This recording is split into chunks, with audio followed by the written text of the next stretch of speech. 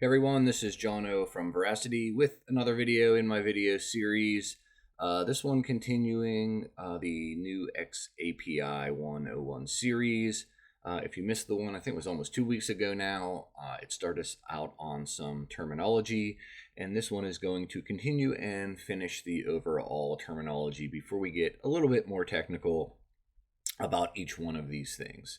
So our complete list of terminology, and again, I know this isn't the complete list, but this is what we will use through the rest of this 101 series in a lot of detail. So I kind of pulled out these as important things to know.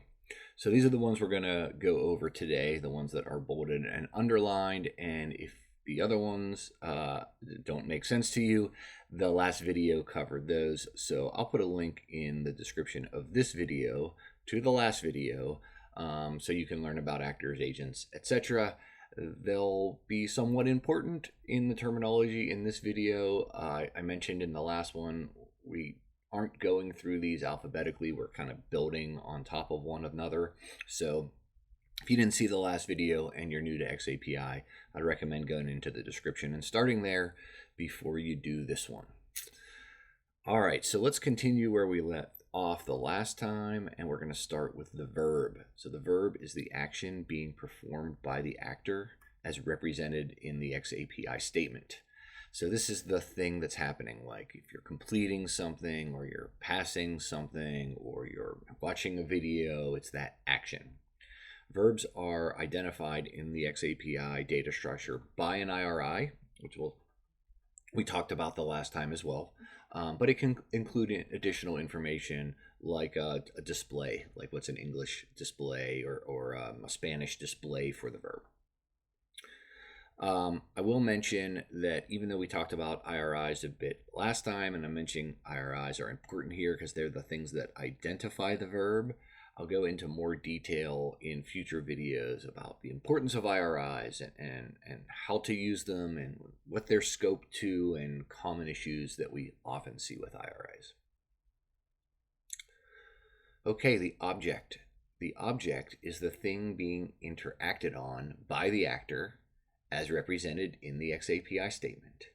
The action being performed on the object is represented by the verb, so the thing that we just talked about. So let me try to explain this in a little bit plainer terms. So if our verb in the last one was we were completing something, our object is the thing that's being completed. So for example, the course is being completed, or the lesson was scored. You got to score on a lesson. Or the video was watched or completed. Those things, the video, the lesson, the course, those are the object of the statement. They're the thing being interacted on. Just like verbs, objects are identified by an IRI, so that's their ID, but they can include a bunch of additional metadata. Things like a name, a description, what type is it? Is it a lesson, a course, a video? There's all kinds of stuff in objects that we'll get into in the future. But the important thing, again, and we'll cover this probably too much in future videos, the importance of that IRI, very important. So continuing object a little bit, you hear us use sometimes at fault, we'll use object and activity synonymously. And couldn't get that out this morning. Anyway, this isn't exactly true, but in a lot of cases, the object of the statement is an activity. And I don't mean activity like an action that's being performed like the verb. The activity is a data type that is used to describe content. So often an activity is something like what I used as examples before. A lesson, exam, question, or video. In that last slide, objects can be different types of things. They're not necessarily activities, but really you pretty much see activities as the object of an xAPI statement in most cases. So again, an activity, special case of an object. It's a thing like a lesson, exam, or video. And again, when we say activity, we don't mean like an action, the activity being performed. We are talking about, the thing. The lesson is an activity. The exam is an activity. The course is an activity. Okay, context.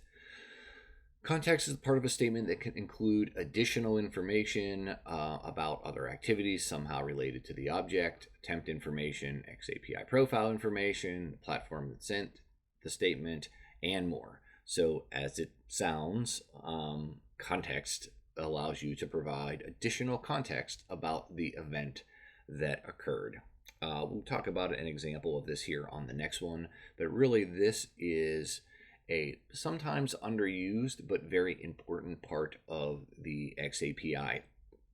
And one thing that one example I use going into the next one is these things called context activities. So in context is context activities. These allow you to include other activities that are somehow related to the object of the statement. Okay, again, I know that's fuzzy, so let's talk about a real example. If we have me, Jono, completing the verb, so actor Jono, completed verb, and then the lesson, where the lesson is an activity that's the object. Jono completed the lesson.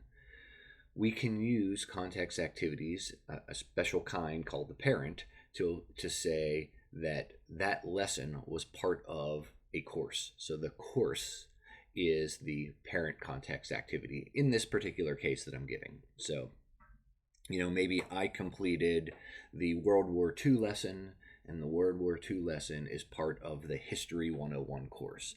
That's what context allows you to do. What's really important about that is when you're sending data from your content or your LMS or your applications or your website to an LRS that's just kind of sitting out in space somewhere or on your network somewhere, it may not know that contextual information. When you're in your LMS knows that lesson 1 is part of course ABC.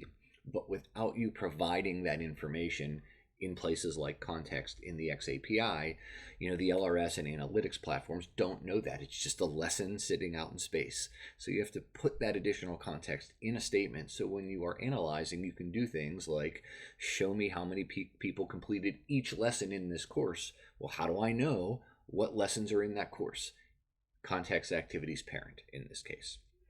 Really important. We'll talk a lot about this in future videos as well. One more term for today until we get into some other good stuff in the future weeks, document resources. So we have spent most of our time in this terminology section, and in fact, most of our time in all of the videos to this point when we talk about xAPI, talking about an xAPI statement. Statement is the thing that most people attribute as xAPI. I did this. Jono completed the World War II lesson as part of History 101. That is a statement. Jono completed History 101. However, there are other resources or endpoints in the xAPI that allow you to send in arbitrary JSON data, just additional stuff. So there are resources where you can store data just about activities, the state of an activity, and agents. So for example, activities, that would be metadata about your courses or your lessons. Activity state, this is stateful information about the activity, like what was the last bookmark that you selected, or that you kind of bookmarked along the way in the course. And agents are kind of your users, so metadata about your users, demographics, etc. This can also be stored and used in analytics using xAPI. Often not done so much, maybe a little bit of activity state with bookmarking, but most of these are underused, but nonetheless important. All right, so for me, that was an early morning video. Hopefully it came across okay. This was the second part of terminology. Again, go back and look at the first part if you're missing some stuff. We're going to get into a little bit more technical details here in the future on xAPI, and this lesson will be important to understand some of the words that we're using. All right, with that, if you like these videos, please click the thumbs up and or subscribe. Thanks for watching, and have a good one.